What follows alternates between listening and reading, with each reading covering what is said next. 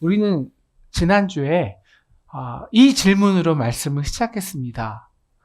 도대체 구원을 얻기 위해서 우리는 왜 교회에 가야 될까요? 이 질문으로 시작했다면 오늘 질문은 이 질문으로 시작합니다.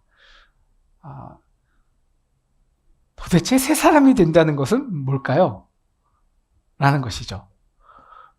그런데 이 새 사람이 된다는 것과 우리 지난주에 우리가 살펴본 그 질문 있잖아요. 아니, 왜 도대체 우리는 교회에 가야 구원 얻는 거예요? 예수님만 믿으면 되지. 이 질문은 같은 선상에 있습니다. 우리 지난 시간에 왜 우리가 교회에 가서 구원 얻냐? 바로 우리가 하나님께서 은혜대로, 은혜의 분량대로 우리에게 은혜를 선물하셨다는 것을 배웠습니다. 어떤 사람은 그것이 은사요, 직분이요, 또한 하나님이 주신 달란트요. 그래서 주신 은혜와 달란트대로 은혜를 열심히 나타내서 섬기면 마디가 서로 연결되고 결합하여 주님이 한 몸을 세우는 그 과정 속에서 우리는 진짜 성화된다는 것, 그리스도의 머리까지 자라난다는 것을 배웠습니다. 오늘 말씀의 가장 중요한 부분은 우리 17절에 나오는 첫 단어입니다. 그러므로라는 거예요. 그러니까 그러므로 너희가 왜 옛날에 이방인의 삶을 버리고 이제부터는 새 사람의 삶을 살아야 돼? 왜? 16절이라는 거예요. 이제는 너희가 그리스도의 한 몸이 되었기 때문이라는 거예요. 더 이상 혼자가 아니라는 거예요. 그러므로 우리가 항상 이 찬송을 부르지 않습니까? 주 예수 내 맘에 들어와 계신 후 변하여 새 사람 되고, 이 찬송을 많이 부르는데 항상 저는 궁금한 게, 아니 도대체 어떻게 변하고 어떻게 새 사람이 되는 거예요? 우리가 항상 속으로 하는 말이 있습니다. 사람은 절대 안 변해. 예, 정말 우리는 이 사람이요 변하지 않아요. 어떨 때는 정말 저도 중학교부터 하나님 변하게 도와주시옵소서 그러면서 그 우리 수련회 때마다 밤에 2-3시까지 뭐 기도하고 금식하고 산기도 가고 그래서 은혜를 이빠이 받아갖고 정말 변했어? 내가 금식까지 했어? 그런데 어느새 오늘 21절 말씀처럼 옛자가 스물스물 들어와요. 다시 내 몸에서 유혹과 욕심이 딱 나면 그냥 한 방에 도루묵인가요? 다시 옛자로 사는 거예요. 도대체 사람이 어떻게 변하는 거예요? 그 근거가 뭐냐는 거예요. 왜 우리는 변하지 않느냐는 것이죠. 오늘 그 이유는 간단합니다. 그 이유는요.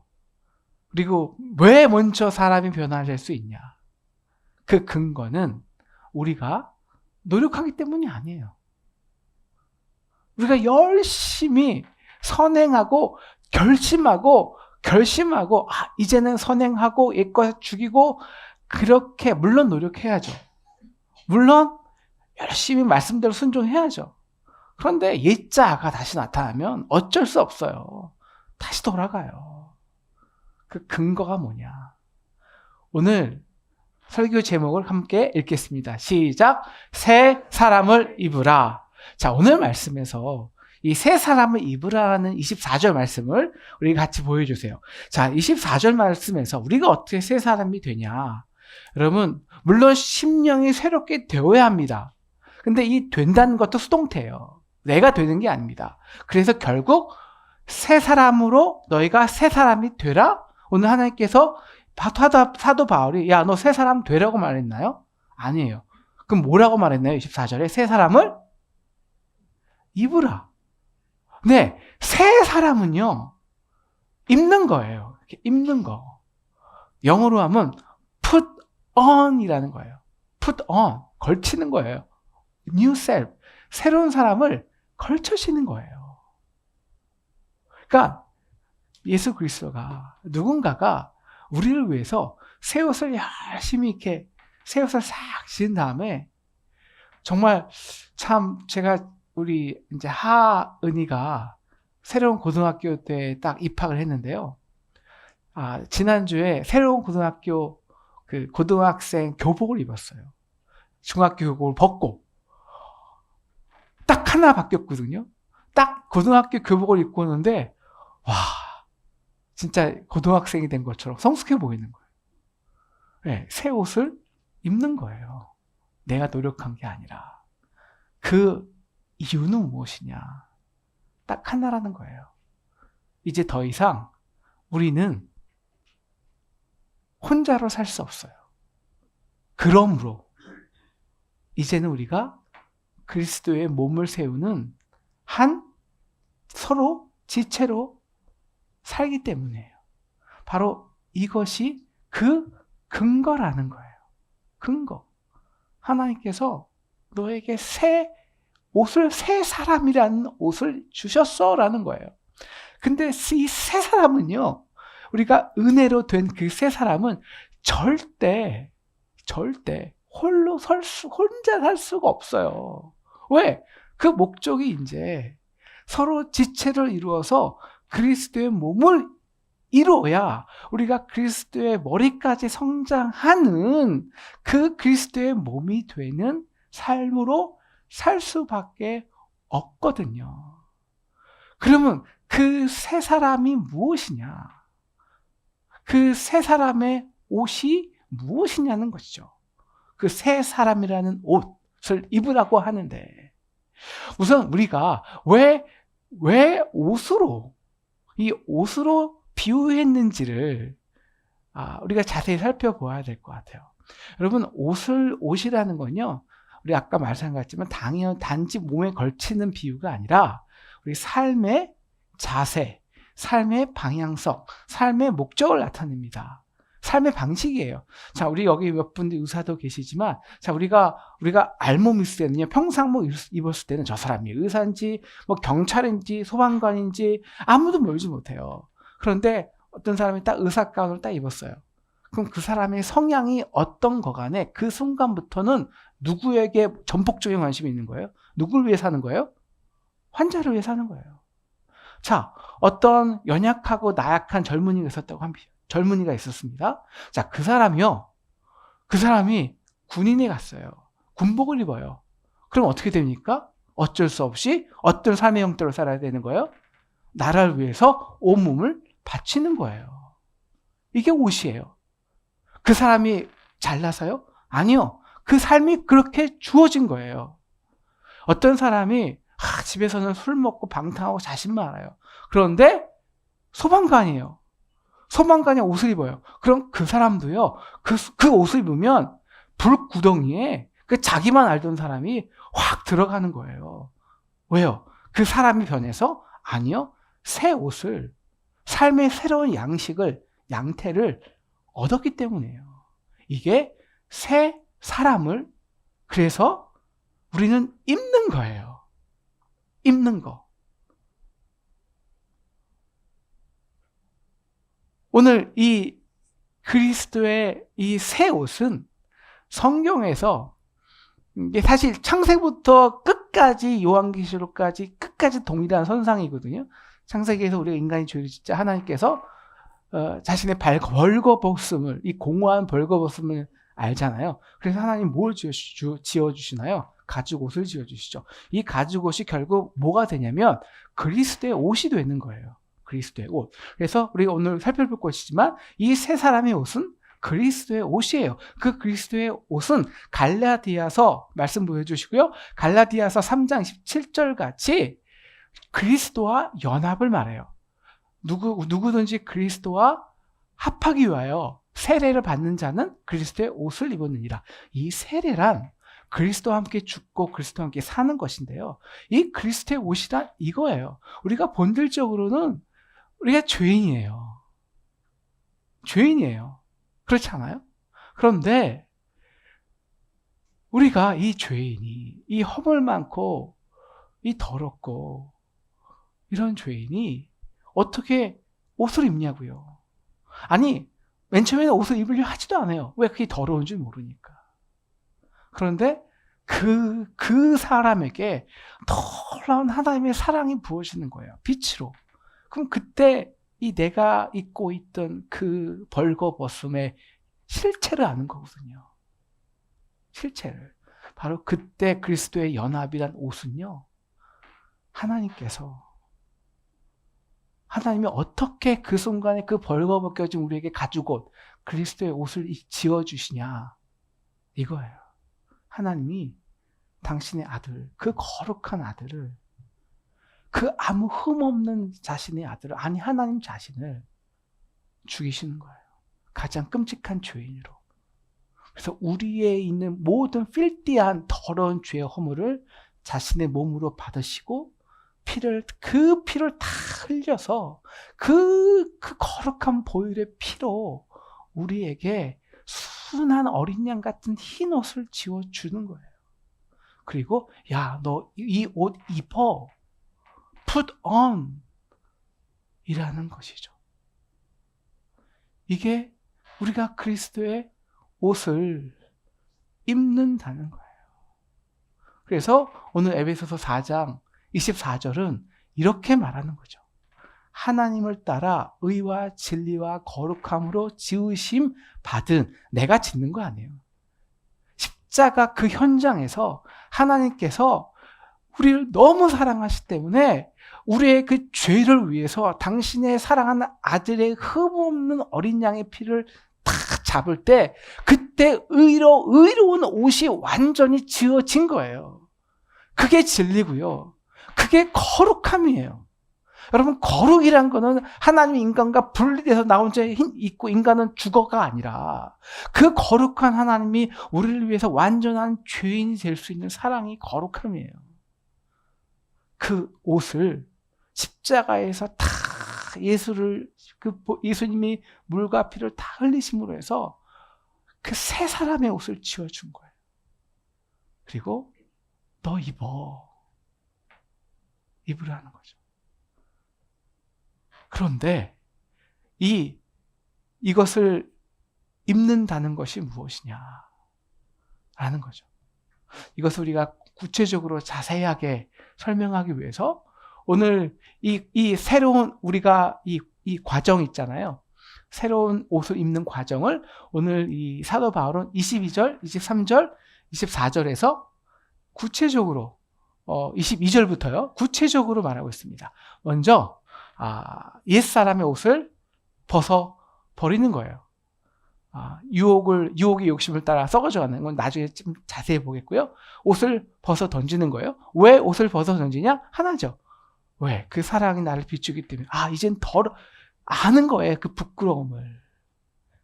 그리고 심령이 새롭게 되는 거죠. 내가 마음을 변화시키는 게 아니라 그 십자가에서 그 하나님의 무한한 사랑을 받으면 마음이 새롭게 되는 거예요. 그냥 선물이에요. 이 새로운 마음은.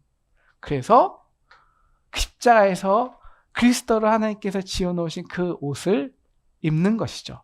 이제 벗고 새롭게 되어서 입는 것. 이것이 새 사람이 되는 과정인데요.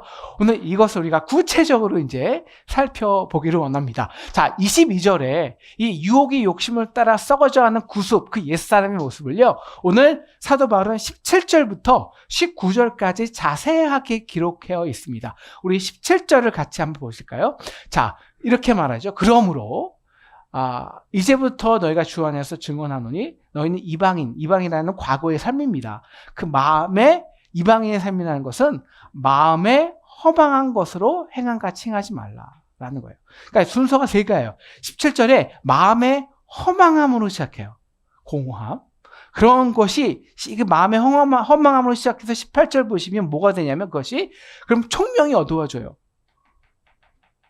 뭐가 옳고 그른지 분별이 안 돼요. 그래서 무지해지는 거예요. 그 결과가 뭐냐면 19절에요. 그냥 감각이 없어져서 그냥 그 자기에 있는 본성의 욕심대로 그냥 방탕하고 뭔가 욕심으로 더러워지는 거예요. 그 결과가 심판이죠. 왜 우리의 그 옛자는 마음의 허망함으로 시작할까요? 공허함. 왜일까요?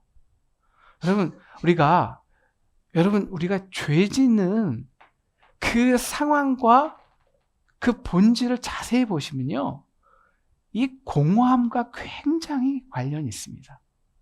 특히 우리가 공허할 때, 외로울 때, 그때 우리도 모르게 그 공허함을 채우기 위해서 우리 안에 이 욕심이 발동이 되거든요.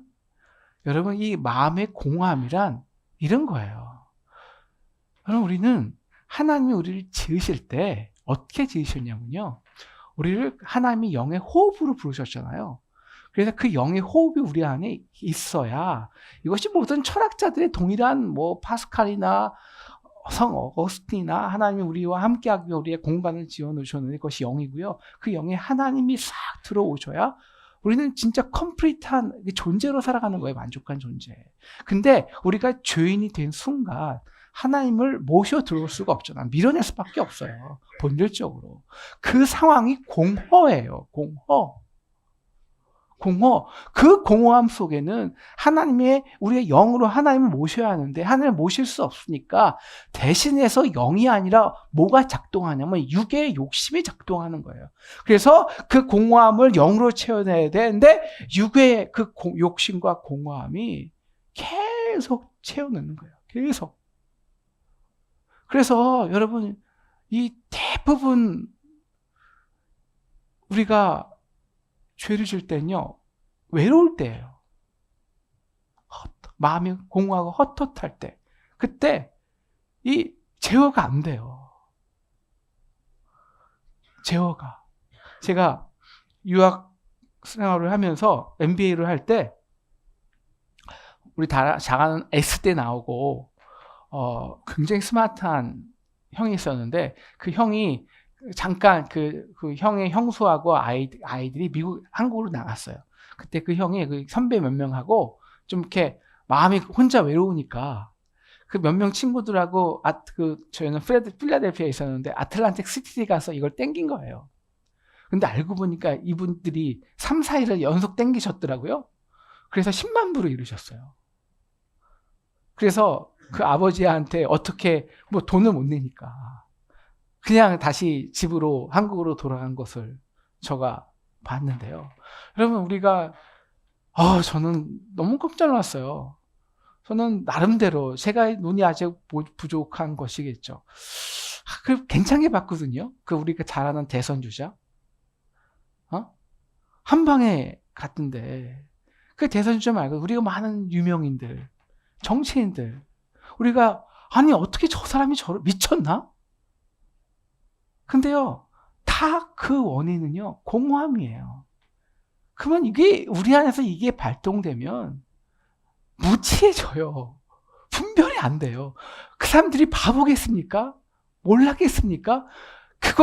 공허함이 발동되면 제어가 안 되는 거예요.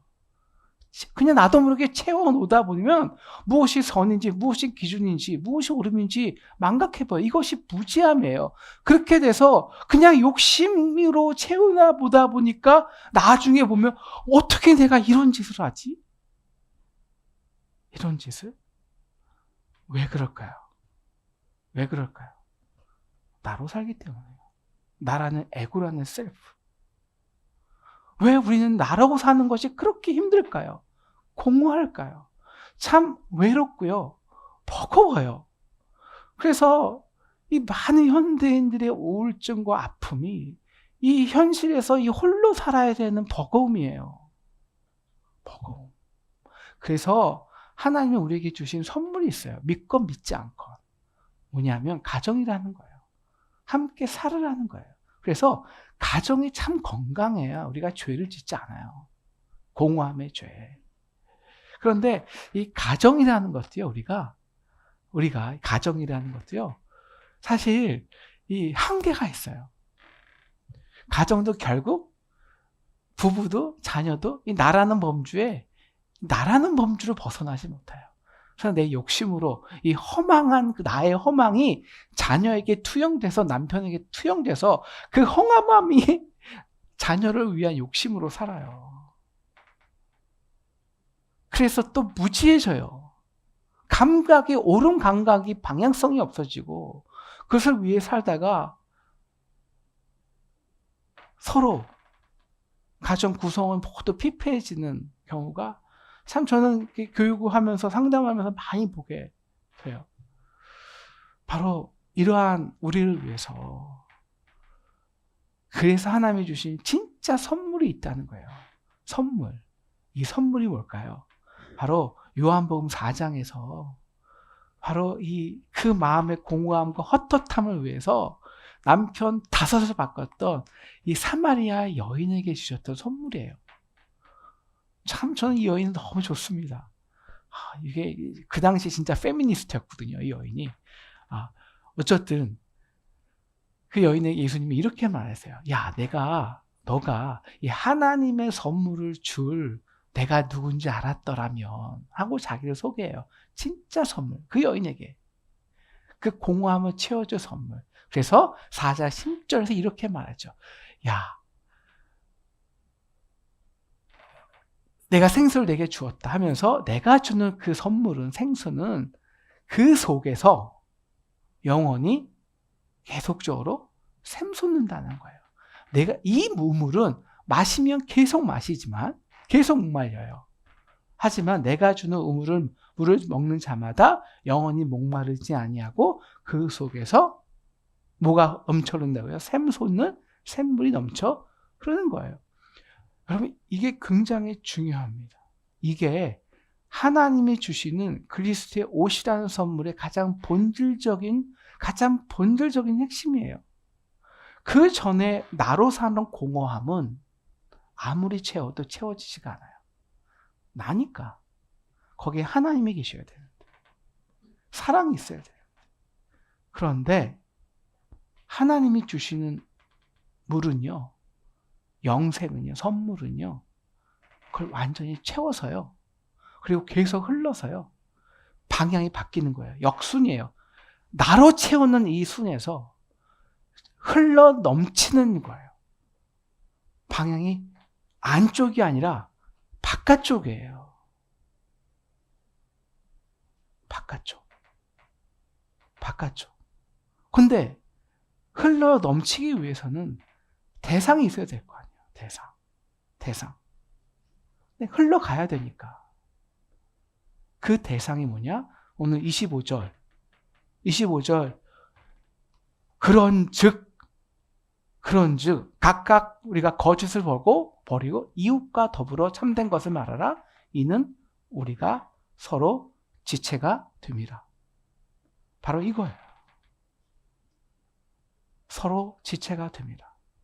바로 그리스도의 옷이란, 새 사람의 옷이라, 나 혼자 살아야 되는 그 셀프라는 그 버거움, 그 공허함이 아닌 우리로, 서로 지체가 되는 우리로, 한 그리스도의 몸을 세우는 우리로 사는 삶입니다. 삶의 방식이, 존재하는 양태가 싹 바꿔버린 거예요. 한번 따라해 주시겠습니까? 새 사람을 입는다는 것은 나로 살다가 우리로 사는 것이다. 서로 지체가 된 거예요. 그런데 이 방향을 바꾸기 위해서, 이것도 우리가 바꾸는 게 아니에요. 바로 그 가운데 과정이 뭐가 제일 중요하면요, 우리 아까 23절 보여주세요. 심령이 새롭게 되는 거예요. 너의 심령이 새롭게 돼요. 어떻게 새롭게 될까요? 내가 새롭게 마음을 바뀌는 게 아니라니까요. 내 마음이 결단하는 게 절대 아니에요. 그냥 그렇게 바뀌어지는 거예요. 왜 그럴까요? 바로 우리의 그 공허한, 그 어떤 남편으로도, 세상의 어떤 우물로도 채워지지 않던 그 공허함이 바로 십자가에서 하나님께서 그 공허함을 채우기 위해서, 우리는 그 공허함을 채울 수 없거든요. 하나님을. 왜? 그냥 거짓되니까, 불의하니까, 하나님을 소유할 수가 없으니까. 그래서 반대로 하나님이 우리를 위해서 오신 거예요. 죄인으로. 그래서 그 거룩한 하나님이 가장 낮은 죄인으로 그 인간의 종으로 오신 거예요. 그래서 어떻게 더 채울 수 없는, 그보다 어떻게 채워요? 가장 높은 하나님이 나를 섬기는 죄인이 되셨는데, 그래서 내가 죽어야 할 이 더러운 허물과 이 벌거벗김을 대신 십자가에서 나 대신 벌게 벗겨지고 정죄받으시고 모욕당하시고, 그래서 피를 다 흘려내심으로 나에게 동일하게 그 순간 의로운 새로운 거룩한 옷을 지어주시는데, 다시 말하면 그 하나님을 사랑한 영접한 사람은 더 이상 채울 수 없을 정도로 완벽한 사랑을 채워받은 거예요. 우리의 공함은 이거거든요. 한 번도 채워본 적이 없어요. 완벽하게 그 사랑을 받아본 적이 없어요. 그래서 상담을 해보면요, 모든 아이들의 어려움이 이거예요. 사랑 받아본 경험이 없는 아이들이 항상 어려워요.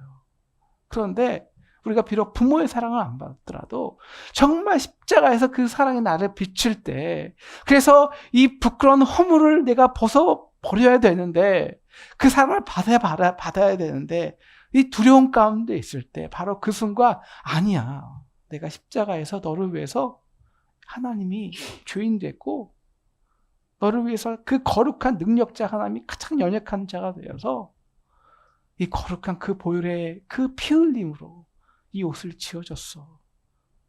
입어. Put on. 그 사랑을 받아본 자는요, 방향이 바뀌어요. 이게 뭐냐면 심령이 새롭게 되는 거예요. 다시 말하면 더 이상 채우는 것에 관심이 없게 돼요. Stop there. 삶의 방식이 내 삶에 내 관심, 내가 부족한 것 채우는 것에 관심을 더 이상 둘 수가 없어요. 왜? 다 채워봤기 때문에. 왜? 이제는 내 속에서 계속 솟아나기 때문에. 이것이 영적인 예배예요. 하나님과 영으로 교제하는. 그래서 이 사마리아 여인이 예배를 묻잖아요. 신중한 선물이죠. 네 안에서 계속 솟아나는 것. 그래서 이제는 방향이 솟아나서, 여러분, 이 사랑의 흐름은요, 물의 흐름과 똑같습니다. 여러분, 물이 어느 곳으로 흐릅니까? 물이 낮은 데서 높은 곳으로 흐를 수 있을까요? 아니에요. 물은 철저하게 높은 곳에서 낮은 곳으로 흘러요. 이게 사랑의 흐름이에요. 그래서 사랑은 언제나 내리 사랑이에요. 우리는 나보다 높은 자 사랑할 수 없어요. 언제나 낮은 자들. 우리의 관심이, 우리 서로 지체의 관심이 나보다 낮고 어렵고 힘든 그 우리 지체에게 이 사랑의 흐름과 관심이 가는 거예요. 그래서 우리가 지난 시간에 본 것처럼 우리 골로새서 3장 12절은 우리에게 이 옷을 또 입으라는 거예요. 같이 읽을까요? 골로새서 3장 12절인데 이게 잘못됐네요. 우리 골로새 3장 말씀해 보시면 너희가 온유함과 오래 참음과 겸손의 옷을 입으라고 해요. 왜? 왜 우리가 오래 참음과 겸손의 옷을 입어야 됩니까? 우리의 관심이 바뀌었기 때문이에요. 누구에게? 우리 공동체에 있는 낮은 자들, 아픈 자들, 연약한 자들. 바로 이게 하나님이 우리에게 주신 새 사람의 옷이에요. 여러분, 이제 우리는 홀로 살 수가 없어요. 우리로 사는 사람들이에요. 사랑을 흘려서 그리스도의 몸을 세우는 사람들이에요. 관심이 바뀌었다고요. 여러분, 죄송하지만 한번 점검할 필요가 있어요. 우리의 주된 관심이 아직도 나일까요? 나의 부족함일까요? 우리 자녀의 연약함일까요? 허물일까요? 새 사람은 입어야 돼요. 그럼 관심이 바뀌어요. 방향이 바뀌어요. 삶의 자세가 바뀌어요. 왜? 이제 우리는 우리로 살 수밖에 없으니까. 그리스도의 몸을 세우는 자로 살 수밖에 없어요. 그래서 로마서 3장 14절에 보시면 사도 바울이 이 말을 해요. 너희가 주 예수 그리스도의 옷을 입고 정욕을 위하여 육신의 일을 도모하지 말라. 여러분, 이 그리스도의 옷을 입으면 이 정욕을 위하여 육신의 일은 딱 이거예요. 너를 위한 일이에요. 나의 공함을 채우는 일을 도모할 수 없어요. 반드시 우리의 삶 자체가 함께 우리로 그리스도의 몸을 세우기 위해서 연약한 지체로 삶의 방향이 전환되는 거예요. 내 능력으로? 아니요. 심령이 새롭게 돼요. 왜? 완전히 채워봤거든요.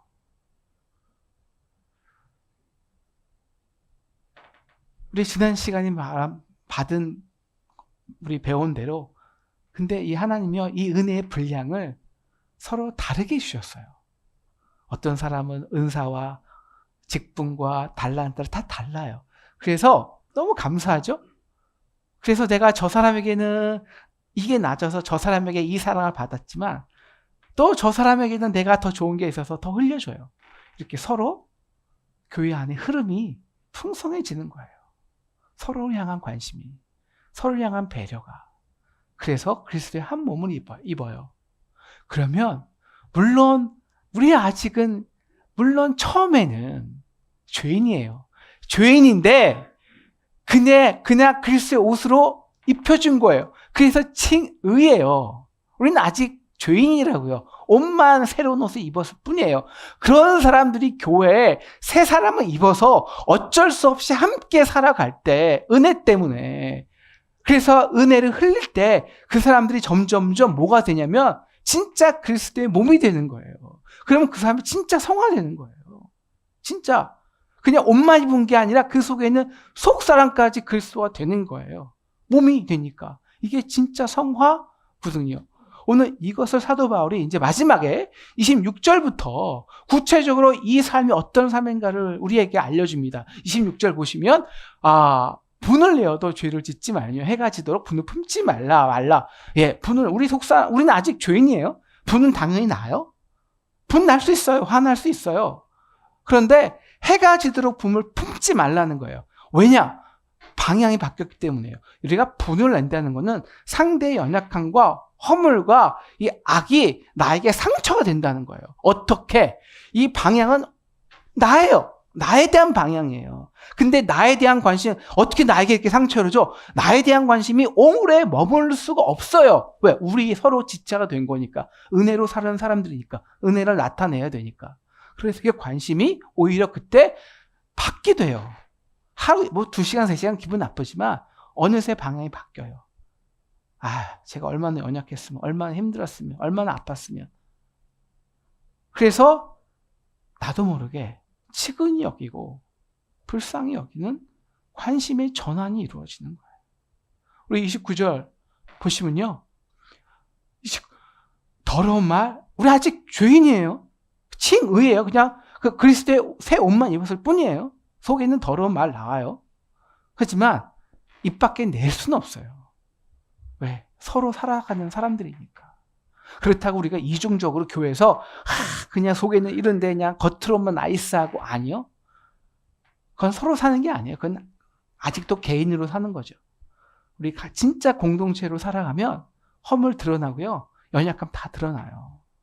그리고 솔직히 우리의 마음이 그냥 어떨 때는 화가 날 수 있고요. 어떤 불평도 나와요.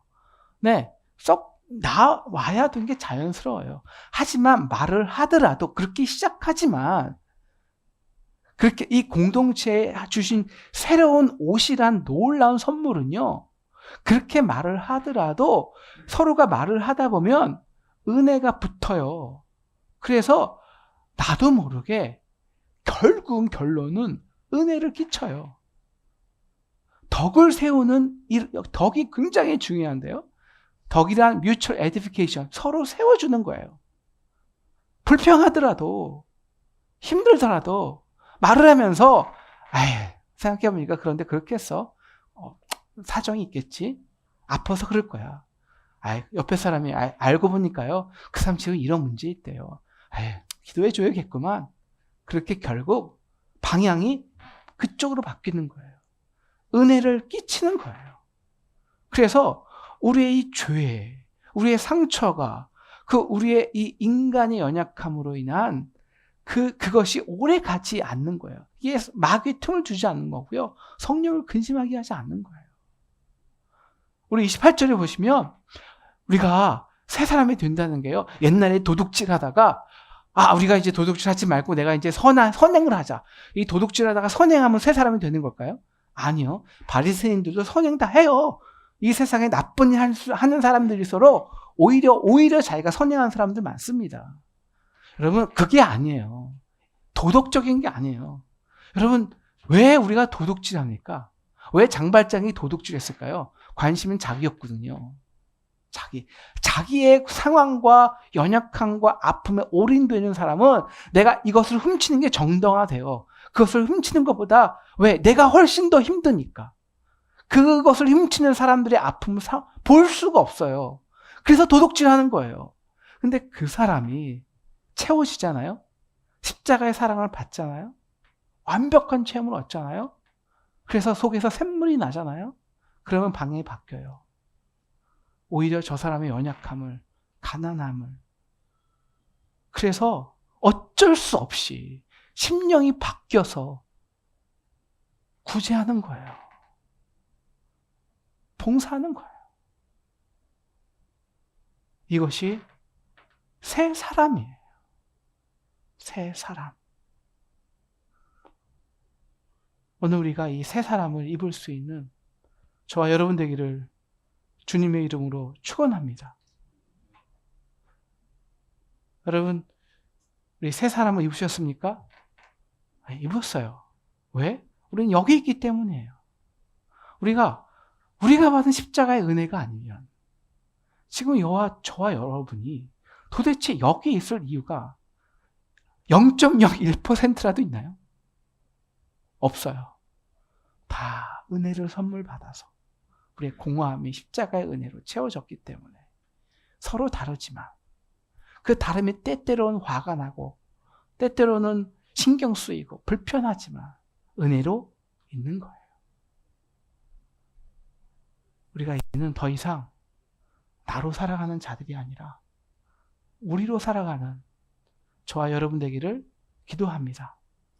새 사람을 입었다는 것은 우리에게 새 가족이 생겼다는 거예요. 그래서 어떻게 해야 될까요? 우리가 마지막으로 31절, 32절 다 같이 크게 읽고 말씀 마치겠습니다. 시작. 너희는 모든 악독과 노함과 분냉과 떠도는 것과 비방하는 것을 모든 악의와 함께 버리고 서로 친절하게 하며 불쌍히 여기며 서로 용서하기를 하나님 그리스도 안에서 너희를 용서함 같이 하라. 아멘.